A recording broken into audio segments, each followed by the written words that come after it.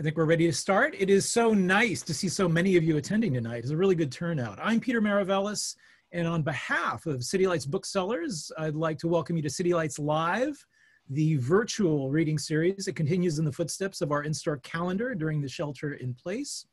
We continue to celebrate the works of authors we know and love with readings, discussions, forums throughout the month of July and into the fall. So we're happy to say that City Lights has finally reopened its doors to the public. Following, of course, San Francisco Health Department guidelines, we aim to make our reopening as safe as possible for all of you and our workers. Please do come and visit us. You'll be able to once again browse our stacks. Our business hours are 7 days a week, once again from 12 noon to 8 p.m. We're very, very excited about this. We've worked really, really hard to transform the store. The entrance is now on the Broadway side of the building. It's a 271 Columbus. The original entrance is now an exit only. So we do encourage everyone to please do wear a mask while visiting. We're trying to keep things safe for everybody. So as many of you know, City Lights is a publishing house as well as a bookstore. We continue to publish in the great tradition of Lawrence Ferlinghetti's seminal Pocket Poets series. We publish poetry, also literature and translation, and quite a bit of nonfiction, informed, of course, by a very progressive political outlook. We recently published a new book for James Tracy and Hillary Moore called No Fascist USA, the John Brown Anti-Klan Committee and Lessons for Today's Movements. We're hosting a discussion series on Zoom with the authors of that book. The next one's going to be on the 4th of August, and then following that on the 8th of August. To learn more, check our calendar on City Lights' website. It's at www.citylights.com. We also recently published a book by Stan Cox called The Green New Deal and Beyond, Ending the Climate Emergency While We Still Can. And quite a bit more coming up in the next months to come.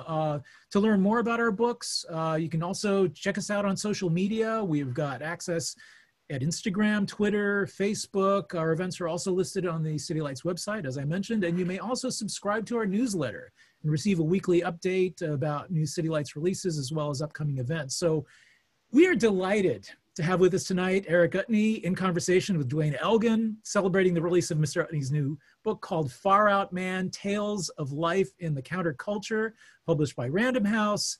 And it chronicles really remarkable life of a great journalist, publisher, social entrepreneur, activist, and above all, really a seeker of knowledge. Eric Utne is all of those things and much, much more. An interesting and very significant aside, Mr. Utne's name has been in the New York Times crossword puzzle answer more than 70 times since 1994. And I think for very good reason, as you'll find out when you read this book.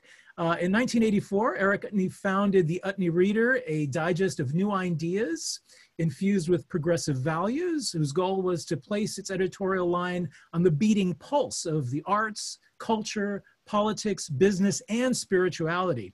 With the tagline, the best of the alternative press, quote unquote, the magazine was twice a finalist for the National Magazine Award and grew to a subscription base of more than 300,000.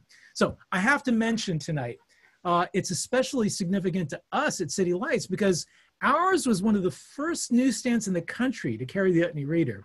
So it was really a perennial bestseller at the store for many years. And so it seems really appropriate that we host this event. So we're really very, very honored. And this book, you know, it's really more than a biography or a memoir. I mean, it's really also a chronicle of a time. And really there's a very interesting segue to our time. And I think we can learn a great deal about it as we move forward with a lot of the challenges that face us. So joining Mr. Utne tonight in conversation is Duane Elgin. Mr. Elgin is an internationally recognized author, educator, and media activist. He is the recipient of the Peace Prize of Japan, the Goya Award, in recognition of his contribution to a global vision, consciousness, and lifestyle that fosters a more sustainable and spiritual culture. His book, Choosing Earth, Humanity's Great Transition to a Mature Planetary Civilization, was just published.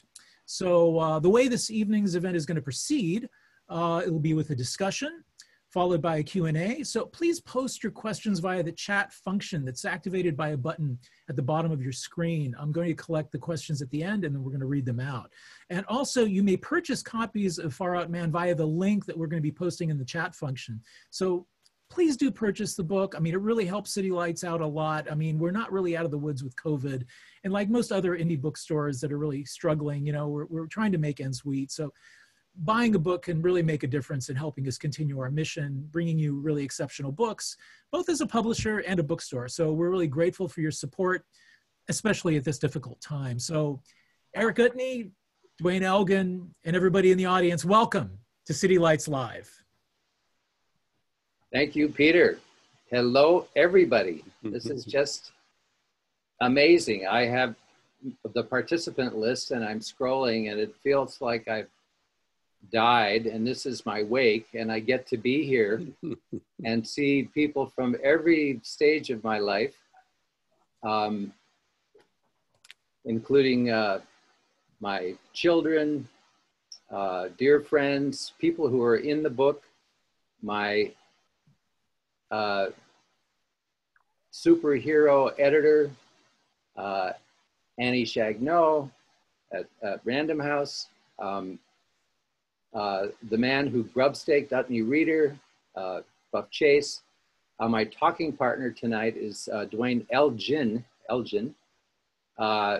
He's going to join us in a few minutes. There's too many people to mention.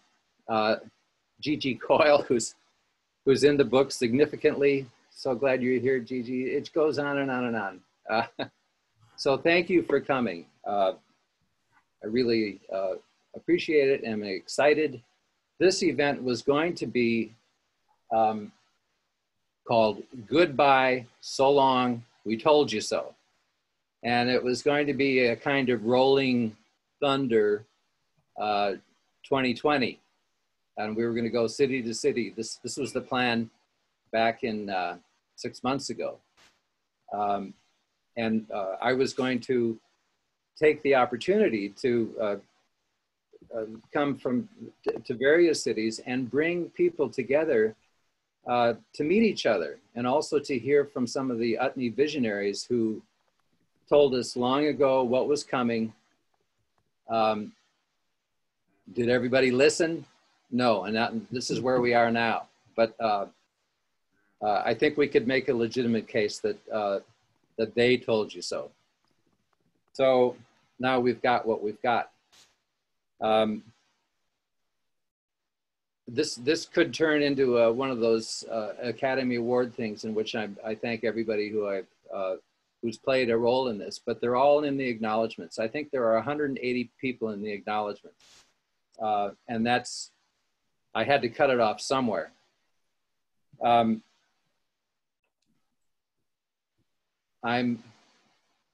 Today is just a couple days from the Celtic festival Lunasa, which is the great turning at this time of the year, from summer to the autumn. And there's a hint of it in the air depending on where you are, but it's starting to feel different. So it's a kind of a liminal time, an in-between time.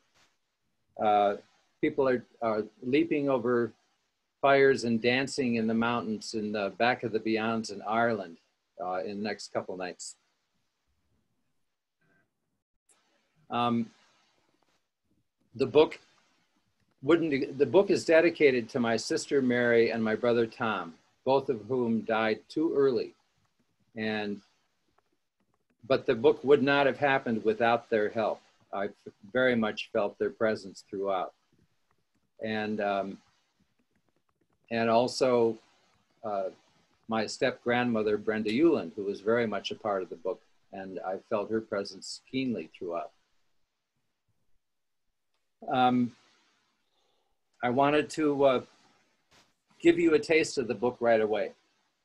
So I'm going to read a few passages for maybe 10 minutes, and then Duane and I are going to have a conversation, and then we're going to open it up for questions. And you can enter your questions in the chat room, and you all know how to do that now. So the book begins with an author's note that's called Far Out. And it reads, Dear reader, I'm probably the least likely person in the world to write a memoir, let alone publish a magazine. especially one with the word reader in its name. Why? Because I'm the slowest reader I know. I couldn't read at the beginning of first grade and was terrified that the whole world would find out, or at least the whole class. Answer a question or read a passage from a book, I'd simply lower my head, break into a hot flush, and wait for the teacher to pick on someone else. As a child, I gravitated to magazines. They were more visual than most books, and I could dip into and out of them at my own pace. When I started Utne Reader, a kind of Reader's Digest of the alternative press, I told the readers I was doing it to make a difference in the world, to advance both personal growth and social change, to help make the world a little greener and a little kinder. But that was only part of the truth. I started Utne Reader because I'd become addicted to magazines, and publishing my own allowed me to hang around my office day after day, reading everything from Vanity Fair to Centrifugal Bumble Puppy. Utne Reader was my way to get free subscriptions to more than 2,000 of my favorite publications, maintain my magazine reading habit, and I hoped get paid for it. So why was I such a slow reader? My super high IQ sister, who skipped her last year of high school, was a fast reader. Why the difference? Though I've never been diagnosed, I suspect I'm dyslexic. Malcolm Gladwell wrote about dyslexia in his book, David and Goliath, Underdogs, Misfits, and the Art of Battling Giants. He called dyslexia a desirable difficulty because what is learned out of necessity is inevitably more powerful than learning that comes easily. Why was my scrambled reading a desirable difficulty? Did it help me found, publish, and edit a magazine ironically called Utne Reader? My favorite compliment about the magazine, which I heard countless times, went something like this: Utne Reader is so tuned in to what's going on in my life just at the time that it arrives that I look forward to its arrival to find out what's going on in my life. We anticipated the 1987 stock market crash, the mythopoetic men's movement, the HIV/AIDS epidemic, media concentration, the pressures on the family farm, the neighborhood salon movement, online dating and community building, cyber spying by the government, and dozens of other mainstream and countercultural phenomena. Futurists, trend watchers, and the rest of the media monitor the magazine closely. How did we do it? How did we tap into the zeitgeist? I believe my struggle with reading led me to develop ways to sense or read the zeitgeist. Far Out Man is the story of how I learned to read the spirit of the times and what I saw. It's also the story of how I lost that gift, what happened when I did, and how I found it again. I hope you enjoy it. Sincerely, P.S. Utne rhymes with chutney and means far out in Norwegian. Thus it begins. So the book is very much chronological. It covers the 50s, 60s, 70s, 80s, 90s into the 21st century, and the magazine, which is now it's no longer published in print as of last autumn. The owners are the publishers of Mother Earth News and 10 other titles, Ogden Publications, and they've decided to stop printing the magazine last fall, but it's still online at utne.com. But I think these times need Utne and Utne Reader type publication more than ever. So anyhow, we'll get to that. One of the themes in the book is mentorship. And I talk about the people who were mentors in my life. And the first and probably the most important to me was Brenda Euland, who is known to many as the author of the book, If You Want to Write. That book was published by Putnam and Sons in 1938. And then Brenda died at 93 years old in 1985, and Grey Wolf Press in Minneapolis reprinted the book in 1987 and sold over 300,000 copies. It's by far their best-selling book, and it kept them in business for years. And there developed a kind of conspiracy around the world of people who were familiar with Brenda and her spirit, which just leaps off the page. So I was lucky enough to meet Brenda when she married my grandfather, Sverre Hansen, when I was 12 years old. And Brenda used to joke, she said she had 3 husbands and 100 lovers, but she never had a love affair with a married man unless he brought a note from his wife. She actually got one. But she would have me over and we'd talk. And so this scene is when I'm an architecture student at the University of Minnesota, and I'm thinking of dropping out for the second time. Brenda said she wanted to offer me a bit of advice. First of all, she began, you can't be sane unless you are healthy, and you can't be good looking unless you are healthy.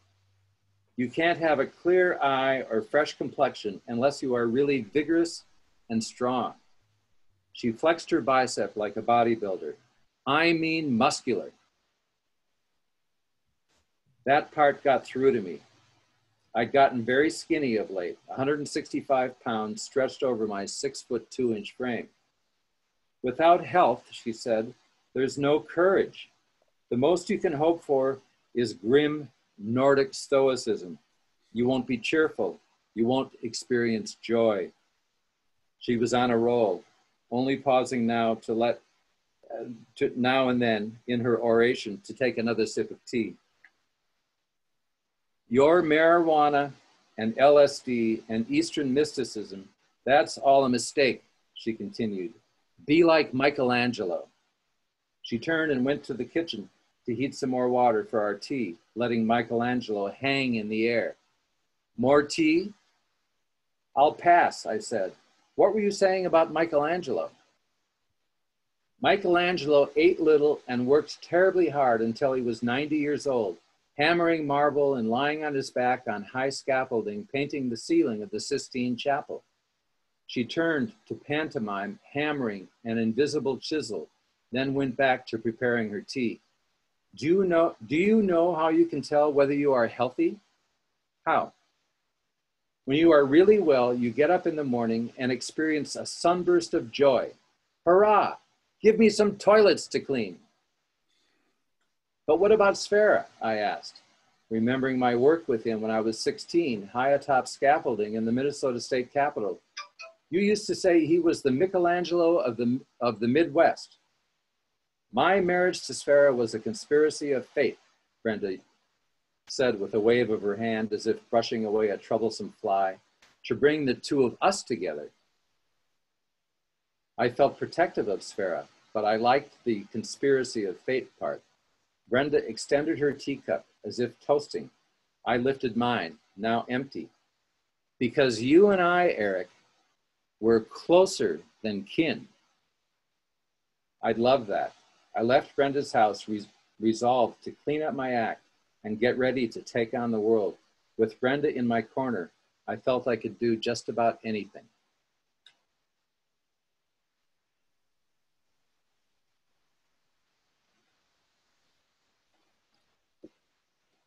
Okay, now we fast forward to in my early 30s, and I'm living in Manhattan and trying to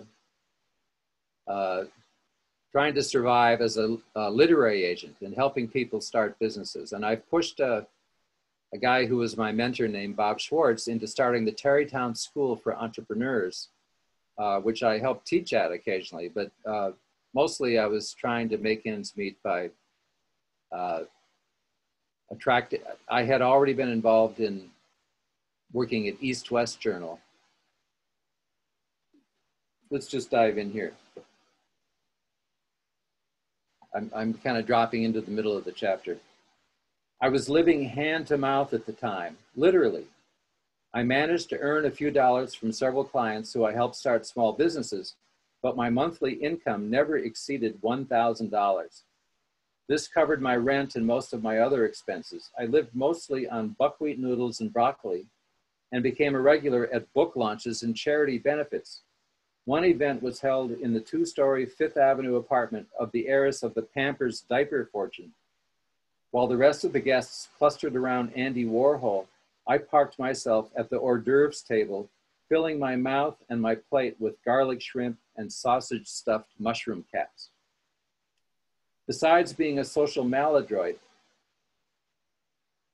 I realized I was afflicted with another problem, what I called the Gandhi-Gatsby syndrome. I wanted to do good and do well at the same time. I wanted to help the world. I wanted to help save the world from social injustice and environmental disaster, and I wanted to make money doing it, possibly lots of it. I traced the genesis of this malady to the 60s, when I had hitchhiked to San Francisco. At least I think that's when the Gandhi part of me took hold. LSD, SDS, and peace and love became my priorities. That's when I co-founded a digger house, distributed magic mushroom, and became an apostle of love. By the late 70s, I'd grown interested in another set of values, the Gatsby set, or perhaps the Citizen Kane set. I wanted to explore the world, and I hoped get paid for it.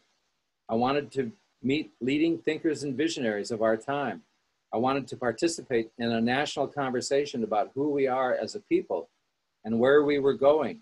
And to the extent that doing these things required money, I wanted to make money. And then I'm skipping. The beginning of the shift from idealistic values to more materialistic ones can be traced to 1971. That's when Virginia lawyer and future US Supreme Court Justice Lewis Powell Jr. wrote what has come to be known as the Powell Memo. After a decade of federal legislative protections for workers, consumers, and the environment, a largely bipartisan effort attributable to the Third Great Awakening and inspired by such brave souls as Rachel Carson and Ralph Nader, the right, and especially corporations, mounted a counterattack. By 1980, the number of firms that had registered lobbyists in Washington had increased from 175 to over 2,500. The number of corporate PACs had increased from under 300 in 1976 to over 1,200. These lobbyists and PACs had one purpose: to influence politicians to roll back the regulations.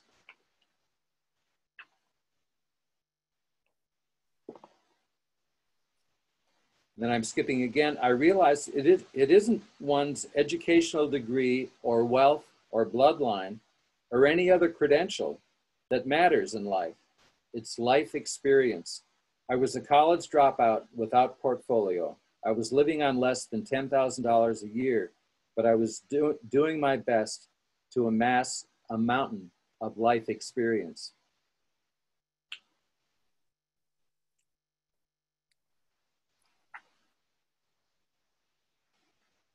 Okay, now we're the beginning of Utne Reader. And again, I'm dropping into the middle. A friend of mine who I met in the Tarrytown School for Entrepreneurs, Buff Chase, said to me, "You were happier when you were publishing New Age Journal in Boston. Why don't you create another magazine?" He was right. I was withering at Wilson Learning. I'd love to do another magazine, I thought. Buff offered to grubstake me, putting up the first $25,000. So I began searching for an idea for a magazine that the world both needed and wanted. I read about the history of magazines, how to publish and edit them, what happened to the great and dearly departed ones. Think McClure's, Liberty, the Saturday Evening Post, Life, Look, and Saturday Review for starters, and how to launch a new one. I read the original précis of Time, Life, and People magazines. I got especially interested in what I came to consider the three progenitors of my magazine: Ben Franklin's Poor Richard's Almanac, I.F. Stone's Weekly, and DeWitt Wallace's Reader's Digest. I contacted I.F. Stone and asked him what alternative periodicals he recommended. He told me to read the New York Times, the Washington Post, and the Wall Street Journal. If you want to offer an alternative, he said, you have to know intimately what you're trying to be an alternative to. I considered hundreds of names, including The Turtle, The Well, Almanac 83, Earth's Almanac, E.J. Utne's Fortnightly after I.F. Stone's Weekly, Utne's Reading Digest, and on and on. I filled yellow pads with article ideas, lists of possible names, sketches for logo designs, and treatments of the titles in various typefaces. Finally, I settled on American Almanac in Times Roman, upper and lowercase, bold, italic.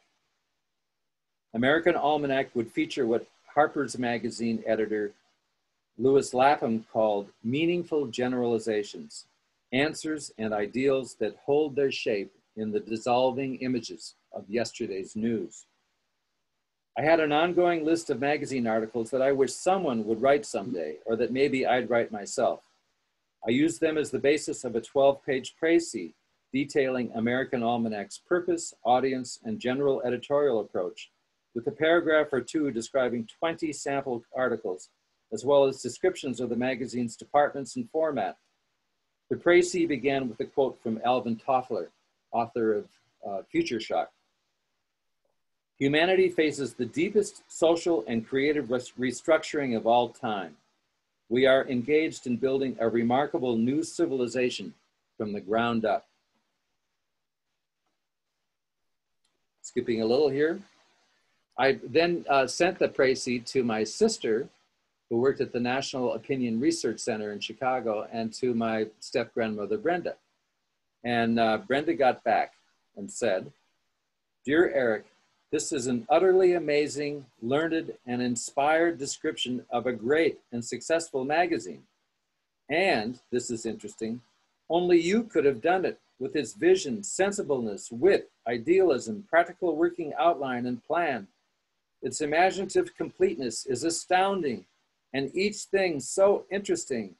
It will arouse such craving in readers, craving to read more." And she went on, true love, Brenda. Brenda could not have been more supportive. Without her hyperbolic and inflated praise, I might not have had the courage to go forward. She acknowledged me for qualities I didn't know I had, and very probably didn't have until she claimed to see them in me. Brenda's encouragement made me want to live up to her vision of me, to be better, braver, and more noble, the heroic person she challenged me to be. I felt like I was finally doing what I was meant to be doing. I didn't think of myself as a magazine publisher or writer or editor. I was a movement organizer, mobilizing a far-flung phalanx of cultural change agents to help realize the love revolution.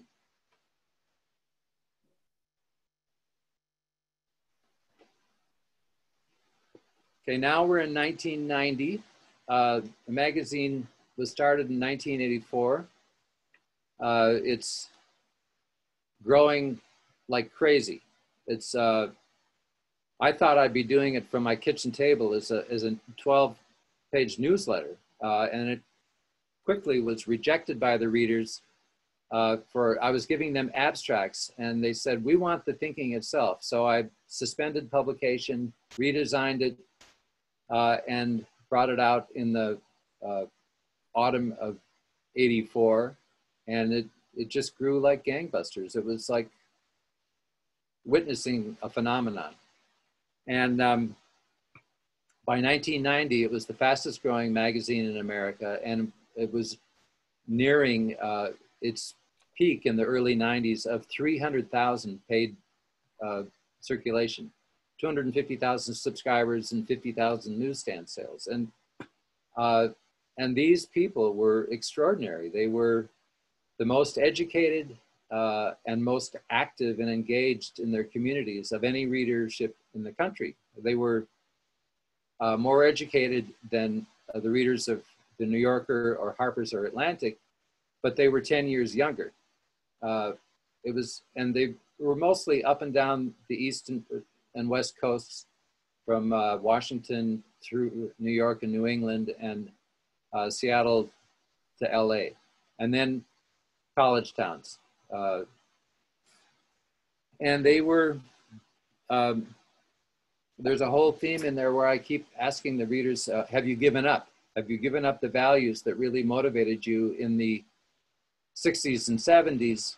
And we kept doing these surveys with the help of Stanford Research Institute and American Demographics magazines. And it turned out they hadn't given up in 1987. And then we'll get back to that because we'd surveyed them again in the year 2013. So in 1990, this chapter begins. There I was on the biggest stage I could imagine. CBS's new late night TV show, America Tonight. I'd been invited to be a regular commentator on the show. I had 3 to 4 minutes to talk on camera about whatever I wanted. It was a journalist's dream gig, an opportunity to weigh in on the important issues of the day, advocate for my favorite causes, and help shape public opinion. Maybe I could even help change the world. America Tonight was the network's answer to ABC's Nightline, which was killing CBS in the late night ratings. The show was hosted by 2 of CBS's most beloved and heaviest hitting personalities, Charles Kuralt and Leslie Stahl. And this was its first week. My producer was 32-year-old Jonathan Klein, who would later become the president of CNN. Klein had told me what to wear, how to sit, and where to look. My hair was combed, the makeup was on, and the mic was in position. Lights, camera, action. Just as the camera's red light blinked on, signaling that we were on air, the back of my throat clamped shut, hot and tight. My cheeks flushed, and my scalp and forehead burst into sweat. I looked like Richard Nixon in his infamous televised debate with John F. Kennedy. I was on national television in front of millions of people, and I froze up. Staring straight ahead, I could not even utter one word. It wasn't because I couldn't open my mouth. It was because I had just realized I had nothing to say. That's how I remembered the interview, but it's not what really happened. It's what I feared would happen. Feared so much that my recurring imaginings of a disastrous performance became etched in my memory, etched so deeply and replayed in my mind so often that I thought they were real.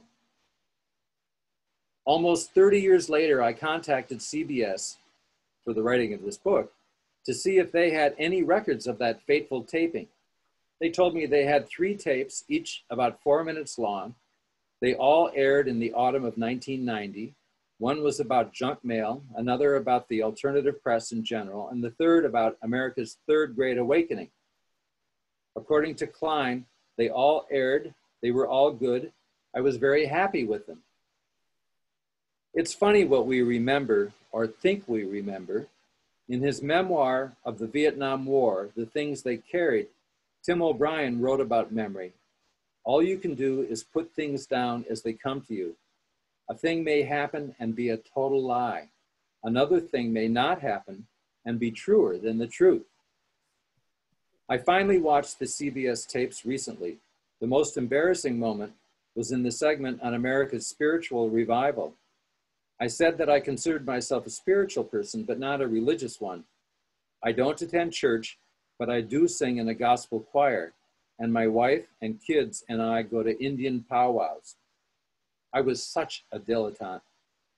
I should have quoted Bill Moyers, who just after airing his 1988 6-part series, The Power of Myth, with mythologist Joseph Campbell, to huge and popular critical acclaim, announced, "I'd given up the beat of politics. I've given up the beat of international affairs because America's spiritual quest is the biggest story of the millennium. I did not start Utne Reader because I was looking for a soapbox from which to broadcast my ideas. Almost everything I might want to say has been said better by other people anyway. So why not let them do the talking? Besides, nobody has a sole proprietorship on the truth. That was the magazine's fundamental editorial credo. No one point of view is the right point of view. The sum of all the points of view added and considered together comes closer to the truth. So who was I to bloviate on national TV about my particular take on the world? My appearance on America Tonight marked a turning point. Things were starting to happen. Invitations, interviews, and opportunities I would never have imagined, much less aspired to meet people and go places. I was not yet burned out, but looking back, I can see that I was beginning to lose the run of myself.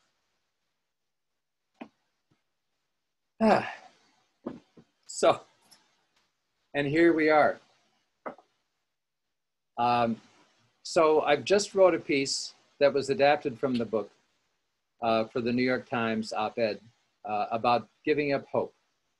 And in response to that piece, I got a letter from an 18-year-old, and I've got his permission today to read it, and I want to just read you a few lines. This is from Emilio Rosas Linhard. And he writes, I recently read your opinion article about hopelessness in the New York Times, and I found myself struck by what you had to say about the liberating feeling of accepting hopelessness. I am a young person, and I echo the same feeling of hopelessness you describe, with the exception that I do often feel anxious about the future. My understanding of present trends leads me to think that in my lifetime, I will see a global turn to autocracy, large swaths of the planet becoming uninhabitable, rampant hunger and resource scarcity, an increase in inequality, mass migration, and political chaos. Many in my generation are, as you put it, more interested in making a living than changing the world. A close friend of mine wants to become a petroleum engineer because it's a profitable industry. Other friends are more concerned about viral internet trends than the actual virus.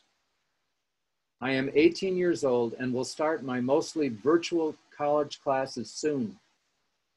As I try to figure out what I want to do with my life and who I want to become, I have a question for you. How do I build a meaningful life in a world that seems to be changing for the worse?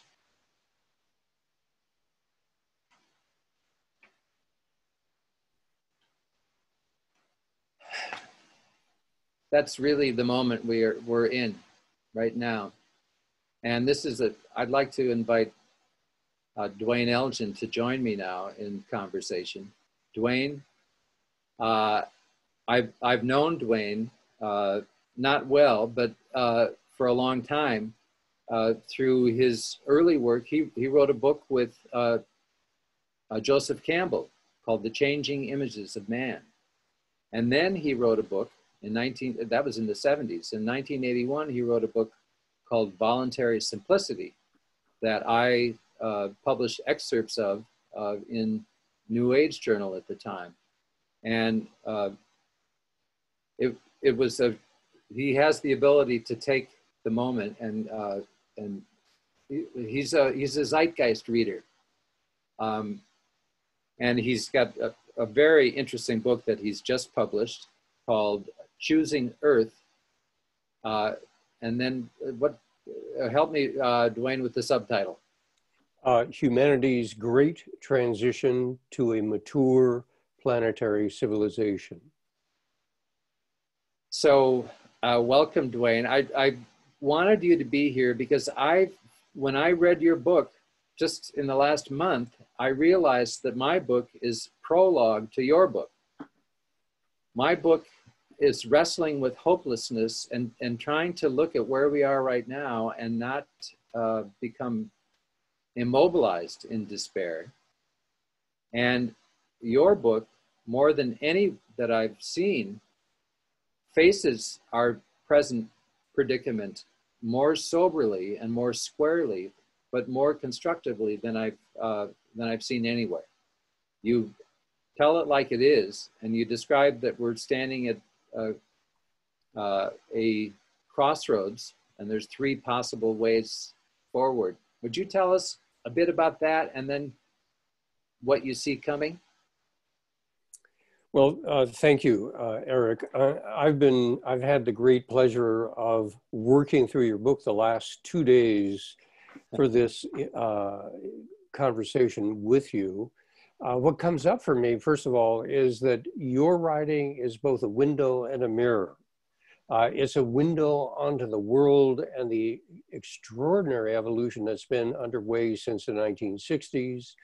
And it's a mirror where I could look back at myself. I think many of us here on this call, we could look at ourselves through the lens of your life experience and the journey that you've been on.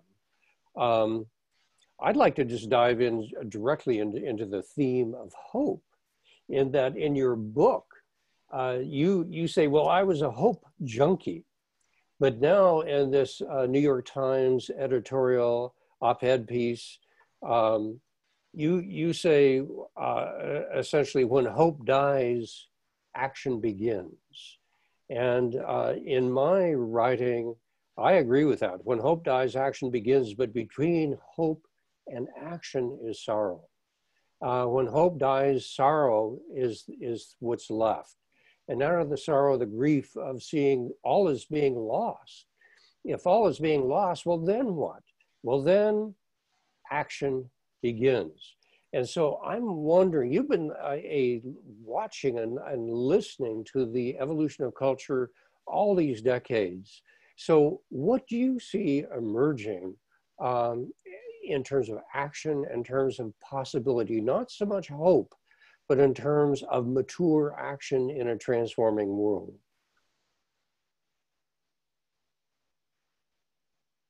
Well, I write about this a bit. I think we need a hyper-local Green New Deal. I think people need to find their people, their communities. I think it's all about community. And that really is a leitmotif through the book too, is this search for community, and how in this country most of us weren't raised in real communities, and most of us live in networks of like-minded people, and so we don't even know what we're missing. But there are people around the planet who are living in community. Probably the majority of people who are not living in the really big cities have been living in community, and they have the social graces as well as the other kinds of skills necessary to live with groups of people. And most of us are in nuclear families, or we're alone. So part of what I see is us re-tribalizing. Margaret Wheatley writes about this, as do many others, but she admonishes people to find your people, and also identify what's worth really protecting and preserving of the culture, and become a kind of spiritual warrior, or a defender of that which is precious. And so that's not mass scale. But I think you've got a different vision. That's maybe it starts small like that, but it's also involves using media to really hear the voice of the people in a way that I found really inspiring. Would you tell us a little bit about that? And then I'm getting messages that we should be turning this over to questions shortly, but just tell us a little about, because I've seen this happening in Ireland with these citizens' councils that are actually changing national policy. and you've got these electronic count meetings that you've been working on for years. Well, that's a very powerful theme of how in the world are we going to move through these times of great transition as a species. And I say to people, look, 60% of the people on this planet have one of these, a mobile phone, a cell phone. By the end of this decade, it'll be 75% of the people on this planet have a cell phone.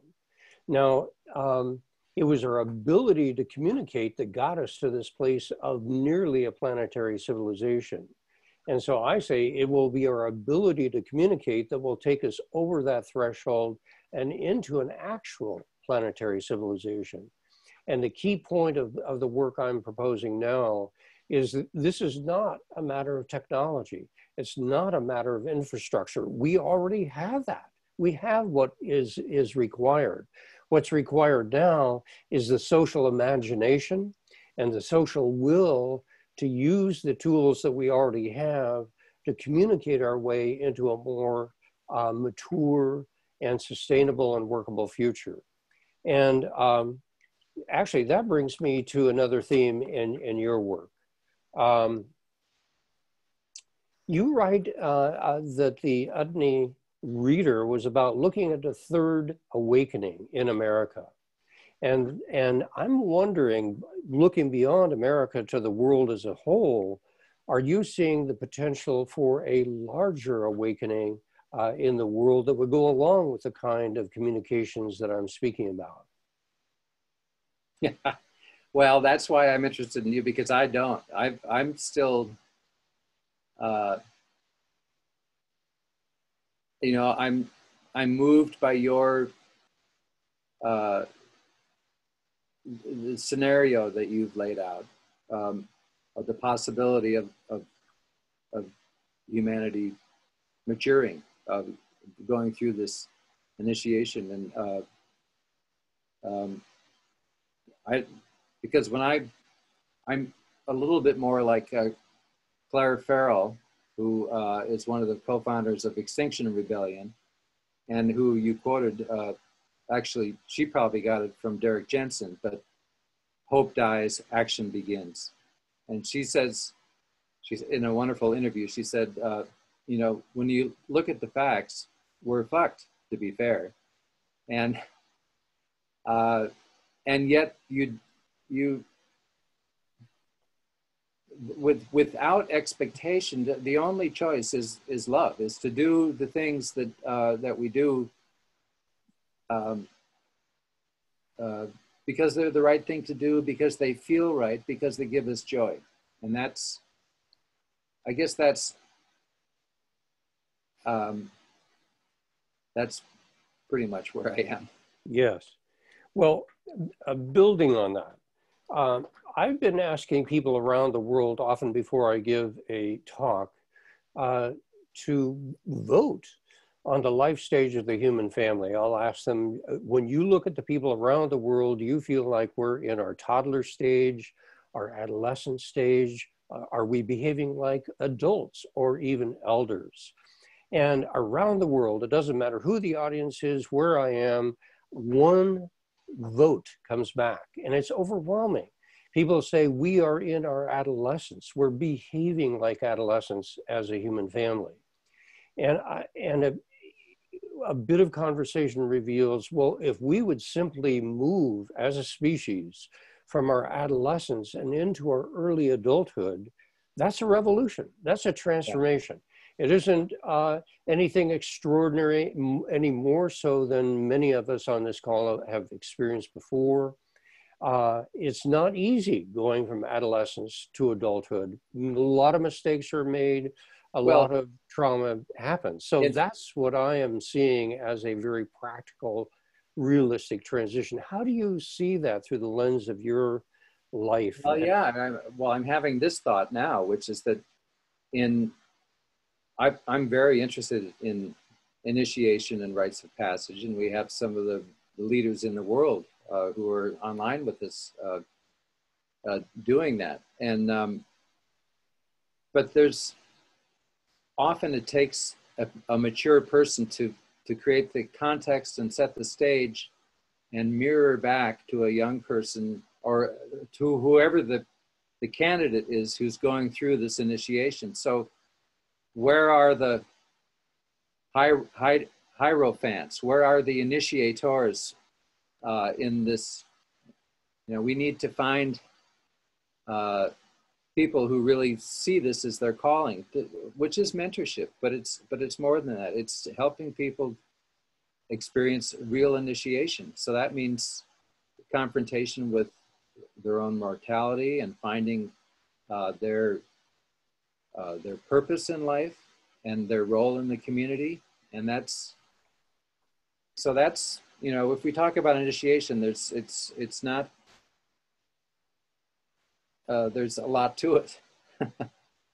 And I don't think it just sort of I mean, so America is a country where people are trying to self-initiate through adrenaline, sports, and death-defying high-speed driving and drug taking, and the military is a kind of initiation where you're facing your demise, and that's sometimes the most intense and enlivening time of a person's life when they look back on it. So I'm getting signals from our host that we should be opening this up for questions. I wish we had three times as much time. This is really, I feel like we're just beginning to get a taste of this. But these themes are all in both of our books. And so Peter, have you got some questions? Peter, you're on mute. So first question, can you describe or offer what you believe will be necessary to inspire, compel, and invite enough people to genuinely care for the well-being of the whole, beyond our fascination with the triumphant individual or successful entrepreneur?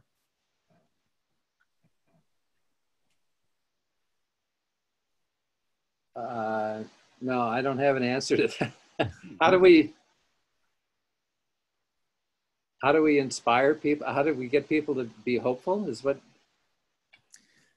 So yeah, I mean, I think to go beyond the whole concept of, you know, the rugged individual, that whole thing of manifest destiny, that you know, you got to pull yourself up from your bootstraps. I think that's maybe what they're asking. This whole kind of like kind of archetype of, you know, that, you know, the universe is created by an individual.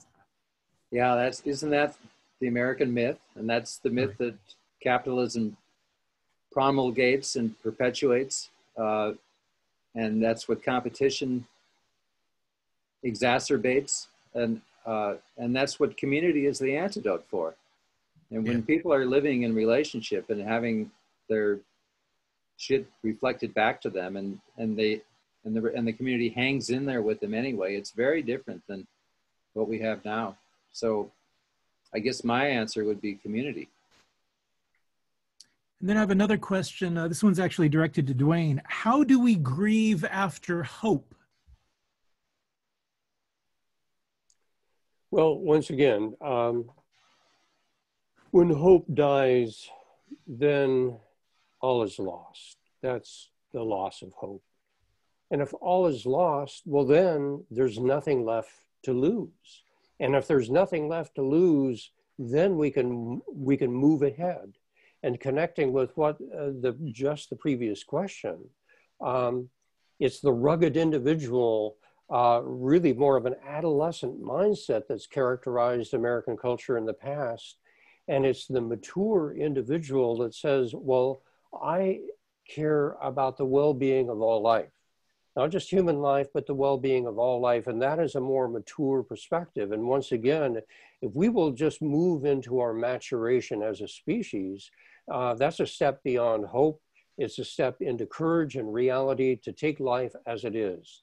To say, this is what we have, let's work with what we have, but let's work in a way that extends our care and our regard beyond myself as an individual to the larger well-being of all life. So I have another question. How long did it take you to write the book, and how did you settle on Far Out Man? Well, it took 8 years from the time that I had a contract with the Random House, and I was working on it. I was working on a book, the working title of which was Growing Older and Becoming an Elder. And then I met my sweetheart, the woman with whom I live, and who's there in the top of the acknowledgements, Jerry Mae Riley. And we were going to write a book together that we called She Taught Me a Word. I was lamenting that all my baby boomer friends didn't want to think about getting older and becoming an elder, and they would turn and run, including some of the people on this list. And then she said, well, baby boomers don't want to think of themselves as elders, but I've learned a new word from my sister who just came back from Spain. They call their retirees los jubilados, the jubilant ones. And I thought, that's it. That's the magic word I've been looking for. So together we wrote a proposal for the Jubilados Manifesto. And we still intend to write it someday, because it's urging baby boomers to get back to the barricades. And as I said in that New York Times piece, and finish what they started, which is what the young Native American man challenged me. And that's what I want to encourage my fellow baby boomers to do, is to get back on the barricades. Okay, I have another question. What tips do you have for aspiring young writers? And this comes from granddaughter Willa at age 5. Oh, Willa. Well, keep practicing tic-tac-toe. You're getting really good at that. And then your drawings are beautiful. And sometimes tell a little story about what's happening in those drawings. And I'll be happy to write them down. Hi, Willa. Thank you so much for that question. So we still have time for a few more questions. I mean, if you, okay, here's one. Please say more about your thought, the American quest is the story of the millennium. Huh.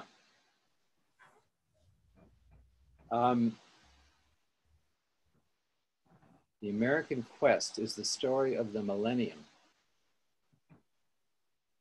Think of the desire for heart-centered. I can't see the rest of that question. I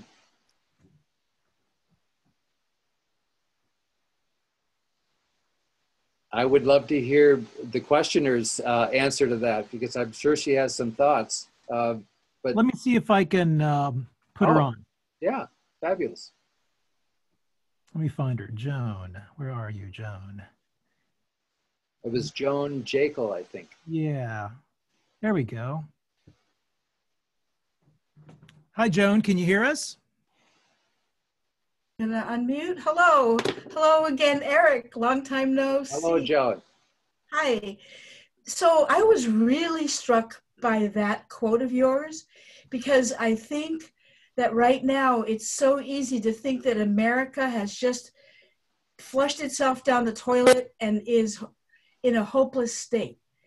And the idea that every transgression of your potential is on the road to salvation in some way just strikes some hope, and it's poetic. So I wanted to hear you speak some more about it.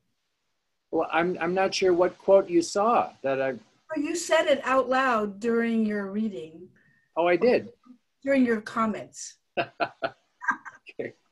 Well, I need to have my Boswell following me around as I spout these. But I was reading that from the book. I think it was a comment that you made during your comments. Okay. Boy, I don't know what to say about America. I'm sorry, Joe, but And so I'm going to have to, maybe, that sounds like a perfect question for Duane. Okay.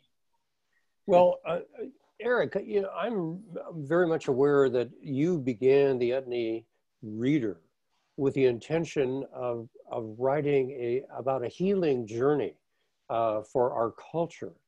And so you've spent decades in the work of a healing journey for America.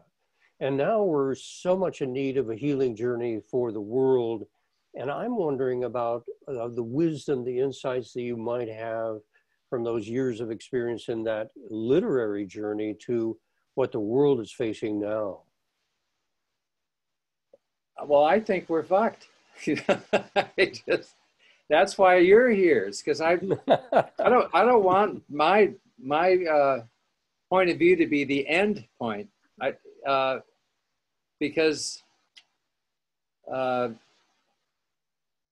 it's hard for me to see right now how this all works out, how anything other than the patient, which is the planet, because of our influence and our impact on it, is not terminal. But you have done hard and heroic work. I have to, before we end, and I hope we don't end for a long, long time, because I'm loving this, but Jerry found this book called The Ecotopian Lexicon, and it's published by the University of Minnesota Press. And it's words that we ought to have in our vernacular from other languages. And this one is called Mishnach, spelled M-I-S-N-E-A-C-H, and it's Gaelic, it's Irish. And it means, it's most commonly translated into English as courage, but the word belongs to an oral tradition and can mean much more in spoken conversations, where it encompasses a blend of courage, hopefulness, bravery, and spirit. The word Mishnach was put to work for nationalism. Well, let's see. This is the part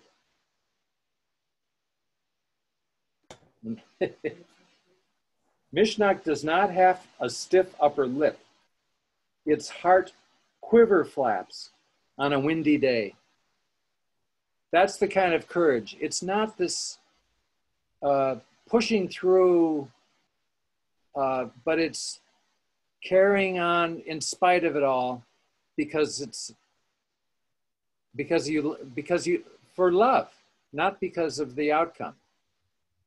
And that's the kind of courage we need. Brenda used to say that the most important virtue is courage, because without courage we couldn't have the others. But there's this kind of poignant, tragic courage that the Irish talk about. So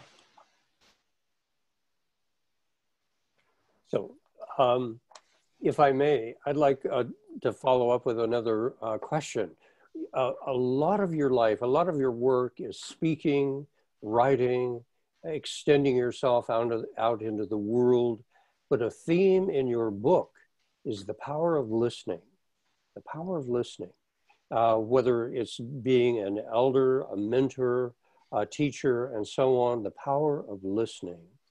And I think people expect you to be holding forth and speaking, but could you, from your life experience, speak a little bit about the power of listening and your own understanding, your own growth? Well, thank you. It's a definite theme of the book, but it's only because, as you know, we teach what we need to learn. And I'm probably a terrible listener.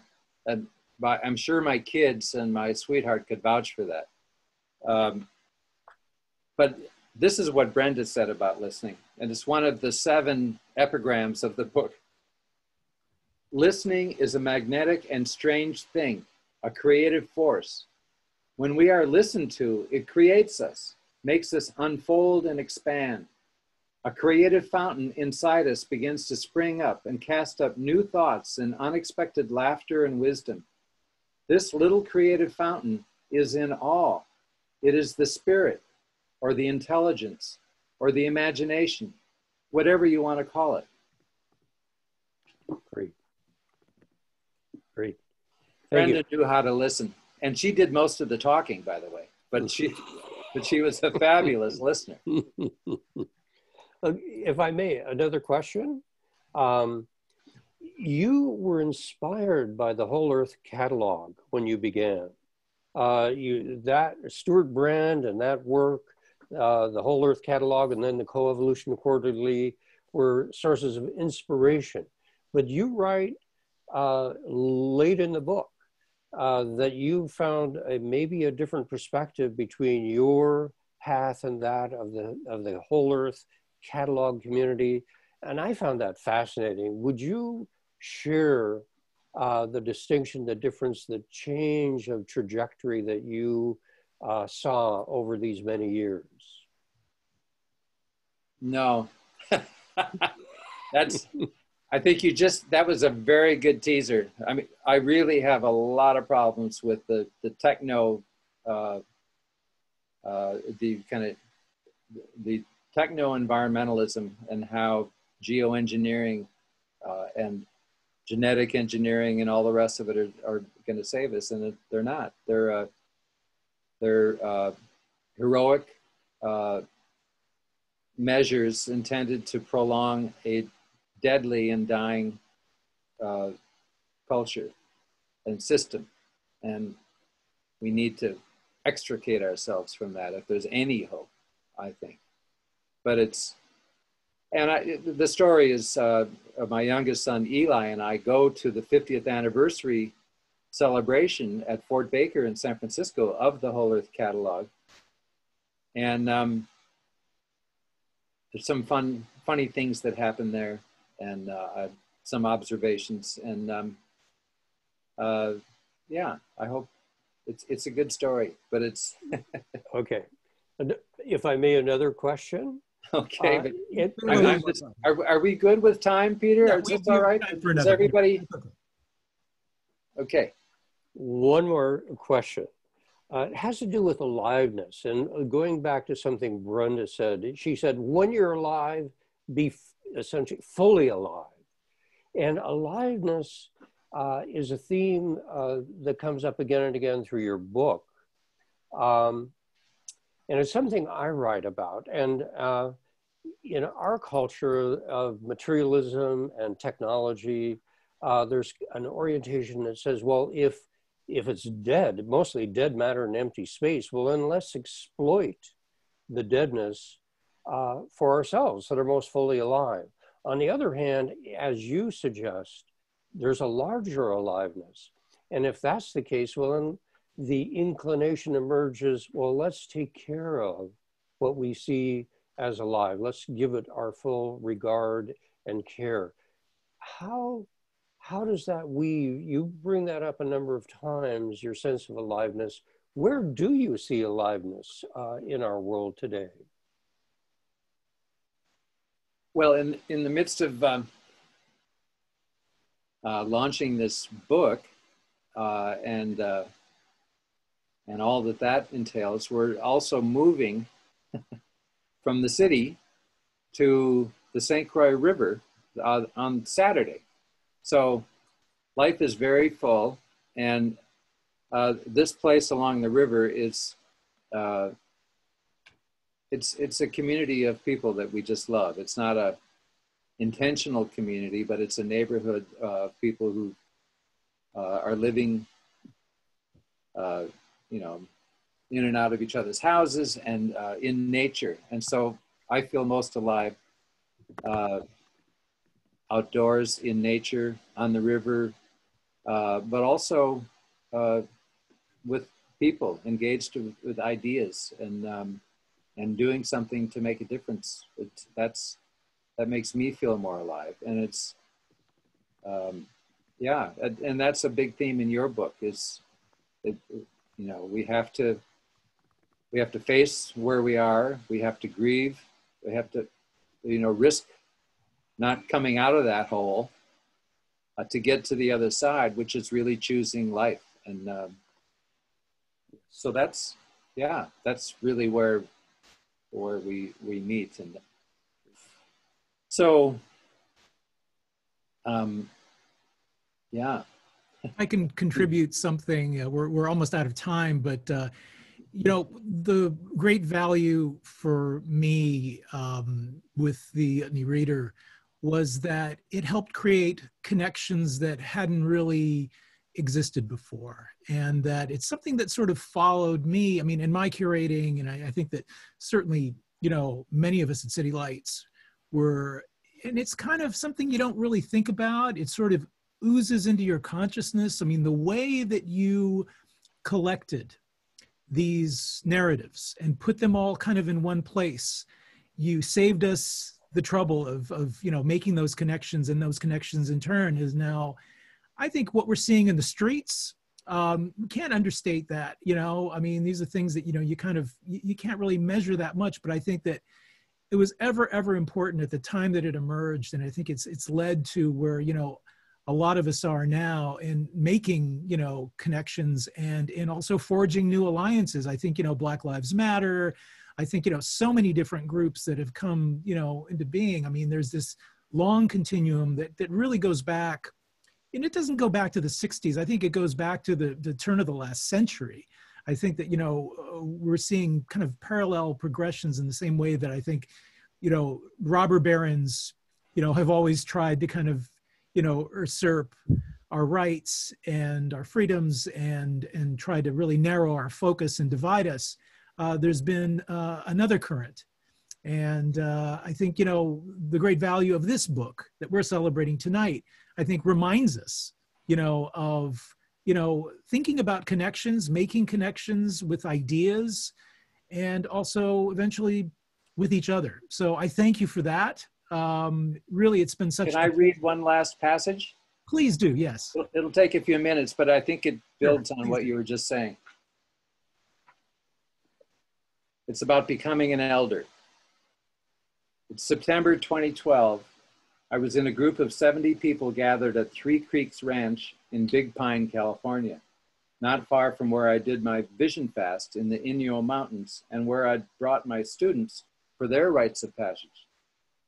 The home of Gigi Coyle and her husband, Wynn Phelps. Three Creeks is a rare oasis in that dry place. We had traveled to Three Creeks from across the country and around the world, all of us involved in teaching or supporting the council process and wilderness rites of passage. Gigi and Wynn had invited us there to consider the questions, what's going on in your life right now, and most especially, what's calling you?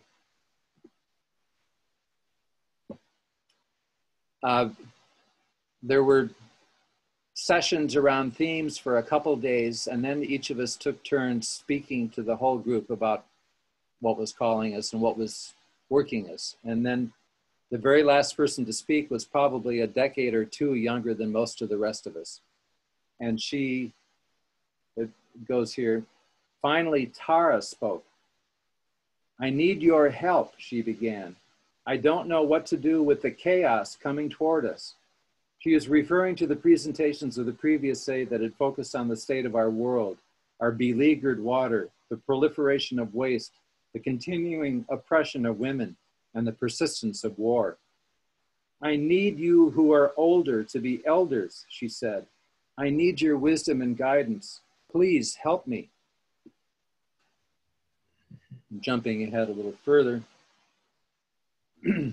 I thought of the mentors in my life, Brenda, Michio, and Bob Schwartz, and the gifts they bestowed me. Brenda gave me her unflagging courage, her belief in the creative power of listening, and her conviction that death's a joke. I can hardly wait to join all those nice souls over yonder, she used to say. Michio gave me his eclectic sensibility, his skepticism of conventional wisdom, and his unquenchable curiosity.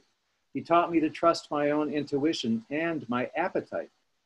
Like Brenda, he saw potential in me that was far beyond my ability to imagine.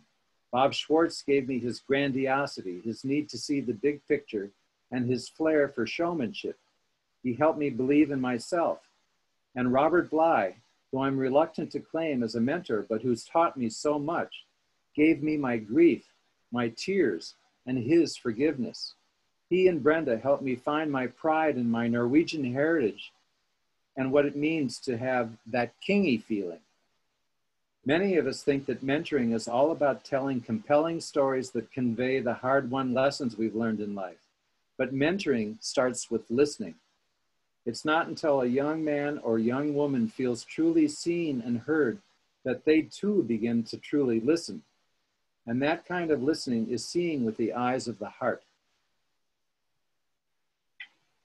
This is what elders can do for youngers, especially in these hopeless times. We can see their archetype, their essence, their courageous, noble, swashbuckling self. Give strength to their sword arm. Help them see that they have a star on their forehead and that their existence cheers up the world. Thank you. That was probably one of the many endings, that, but that's not the end. It's the beginning. Listen, thank you so very, very much, Eric Utne, Duane Elgin, and all of you. You know, this is the moment where we just kind of flip the switch and then everyone disappears. But, you know, I'm just going to leave it up for a little bit so we can all look at each other just for a few seconds, because I'm just so tired of just flipping that switch and then we all just sort of vanish. And just so we can sort of absorb each other a little bit and, you know, just say thank you for really a wonderful evening. I'm so happy that so many of you showed up, and it's a wonderful book. Can I get a list of the people? Yeah, sure. Yeah. Okay. Thank you so much. And Thank we'll you, do this everybody. again. I hope you Next all time we'll have a real salon. Yeah. Be safe. Be well. Thank you so much, Duane.